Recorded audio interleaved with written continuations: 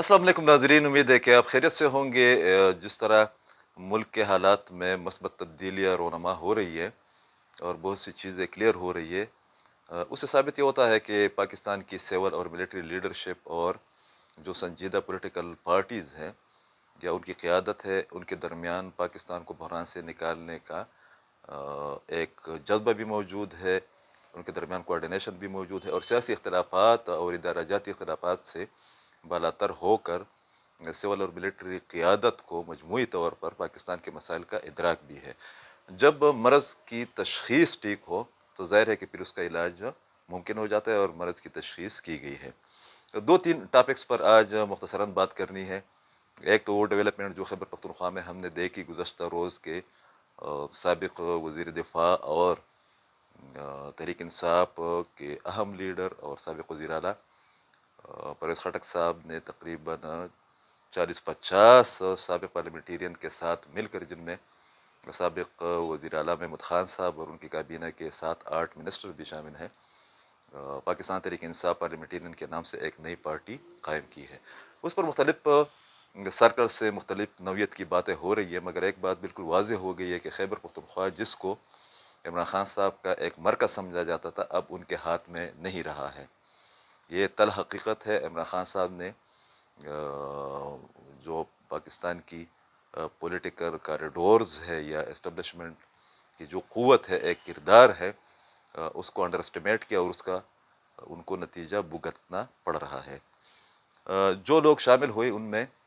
اہم لوگ شامل ہیں، جن لوگوں نے شرکت کی اس پارٹی میں،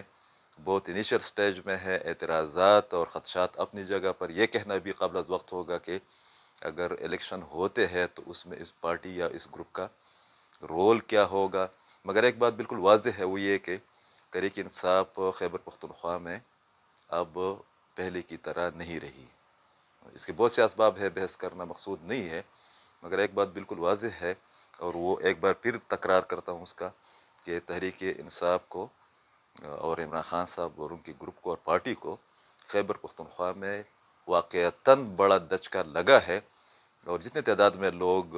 ایک پہلے ایونٹ میں شامل ہو گئے اور 20 مزید کے بارے میں پارلیمنٹیرین ایکس پارلیمنٹیرین کے بارے میں کہا جا رہا ہے کہ وہ شامل ہو رہے ہیں، اس بات کا ثبوت ہے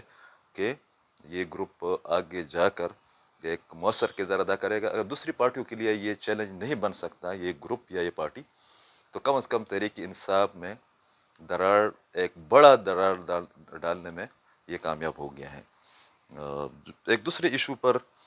بات کرنی لازمی ہے، وہ ہے کور کمانڈر کانفرنس میں جو ٹی ٹی پی کے حملوں کے حوالے سے، اور ٹی ٹی پی کو افغانستان کے اندر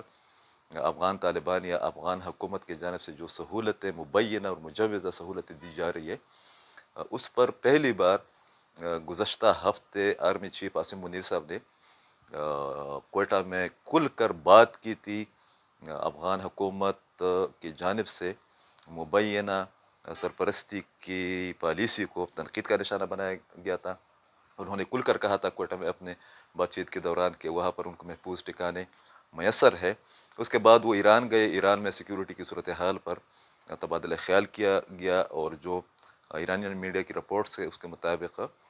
پاکستان اور افغانستان کے تناظر میں خطے کو جو سیکیورٹی مسائل یا چیلنجز درپیش ہیں، اس پر دونوں ممالک کے درمیان یا جو high level official military officials ہیں ان کے درمیان اتفاق رائے کا اظہار کیا گیا۔ ایران کا رول بہت اہم ہے، مگر ظاہر ہے کہ پاکستان کے رول سے بڑھ کر نہیں ہے، اور پاکستان کی ملٹری اسٹیبلشمنٹ بالکل ایک کلیئر سٹانس کے ساتھ ٹی ٹی پی کے معاملے پر یا افغانستان کے ساتھ تعلقات کے معاملے پر سامنے آ گئی ہیں۔ ایک اور رپورٹ جس پر بات کرنا لازمی ہے، وہ رپورٹ ہے جو کہ وزارت داخلہ نے، خیبر پختونخوا کی وزارت داخلہ نے جاری کیا ہے، جس کے مطابق گزشتہ 6 مہینوں کے دوران مختلف کارروائیوں کے اندر خیبر پختونخوا میں 434 مبینہ دہشت گرد گرفتار کیے گئے، 158 مختلف اٹیکس میں یا کارروائیوں میں وہ ہلاک کیے گئے۔ 7 میں گزشتہ 6 مہینوں کے دوران 144 پولیس اہلکار شہید ہو گئے ہیں اس رپورٹ کے مطابق، اور 224 وہ زخمی ہو گئے ہیں۔